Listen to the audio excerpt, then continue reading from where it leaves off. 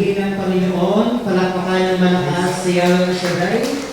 Salamat sa Diyos, Sister Edith, sa kabutihan ng kanyang mga salita na ginamit ang ating kapatid, Brother Rolly. Salamat sa Panginoon. At bago tayo ay